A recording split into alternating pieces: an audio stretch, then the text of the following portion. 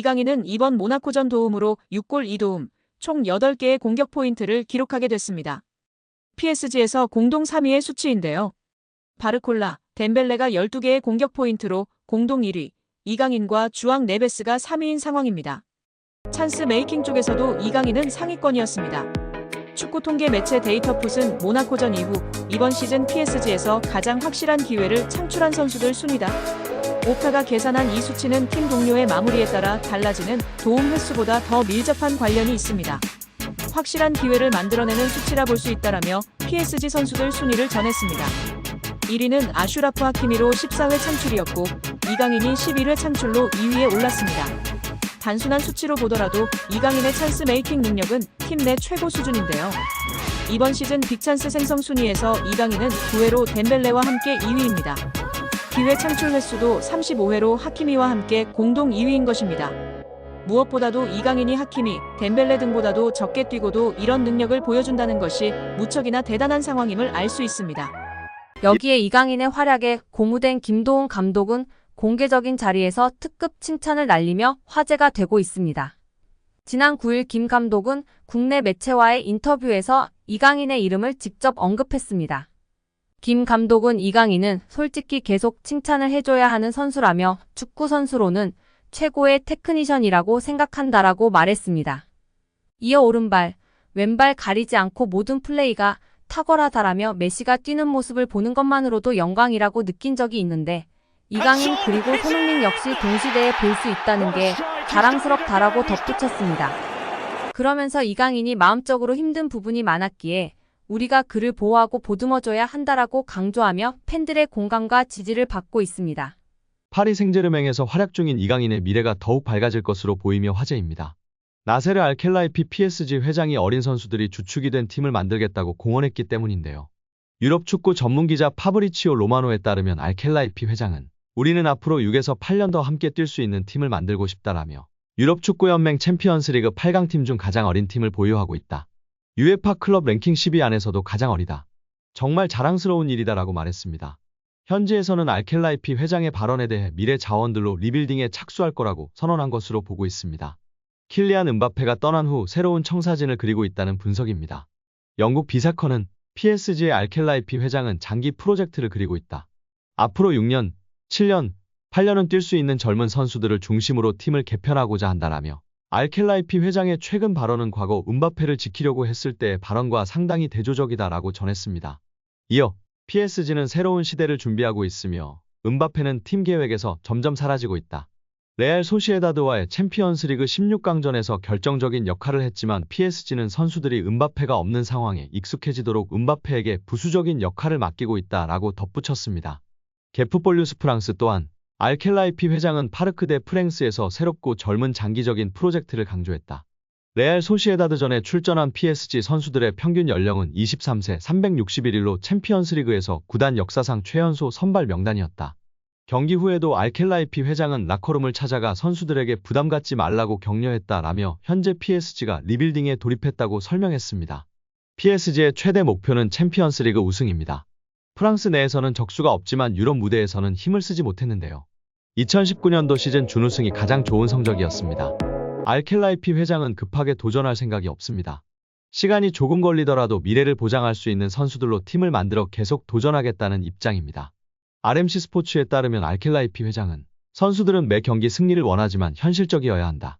우리는 팀을 구성하는 과정에 있으며 선수들 대부분이 어리다. 새로운 팀을 만드는 과정이기 때문에 쉽지 않다라며 팀을 만들었다고 해도 선수들이 준비가 된 것은 아니다라며 충분히 기다릴 필요가 있다고 강조했습니다. 회장이 직접 젊은 선수들로 개편하겠다는 뜻을 밝힌 만큼 이강인의 미래도 좀 더 밝아질 것으로 기대되고 있습니다. 2001년생 이강인은 얼마 전 23번째 생일을 맞았습니다. 알켈라이피 회장이 언급한 6에서 8년 동안 활약할 수 있는 선수에 부합하는 나이대입니다. 실제로 PSG는 이적 시장의 연이은 영입 실패와 엘리케 감독의 전술 문제로 인해 어려움을 겪고 있는데요. 레퀴프는 마뉴엘 우카르테와 랑달콜로 무안이 같이 대형 영입이 크게 실패했다라면서 그나마 이강인 같이 저렴한 영입이 터지면서 상쇄하고 있지만 지금은 역대급 암흑기이라고 우려했습니다. 여기에 프랑스 르 파리지앵은 파리 생제르맹 내에서 이강인의 인간적인 면모는 높게 평가된다고 전했습니다.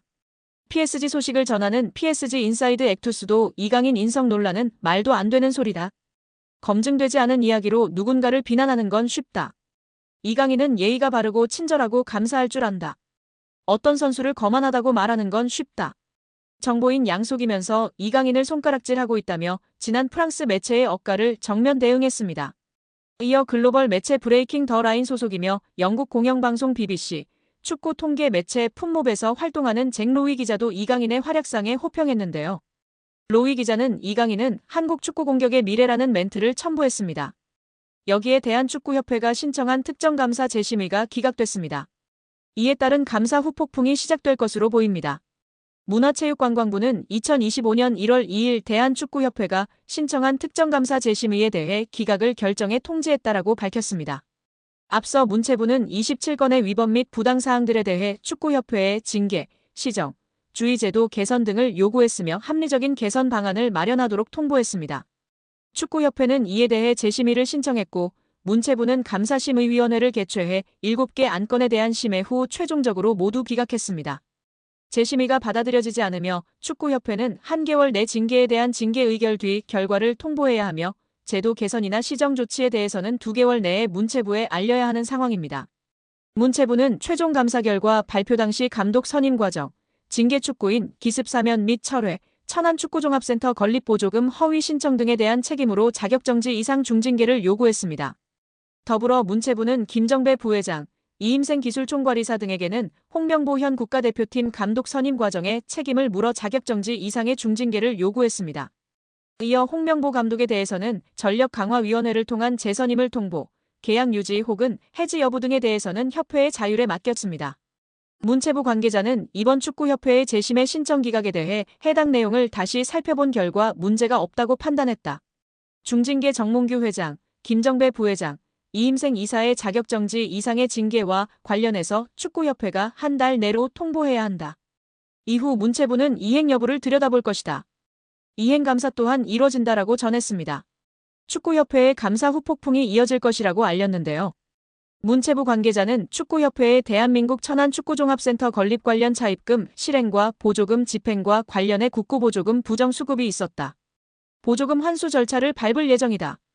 보조금 56억 원 전체가 환수 대상인지 여부 또한 따져 물을 예정이라고 말했습니다. 이어 보조금 환수 절차와 함께 이에 따른 제재 과징금이 내려질 것이다.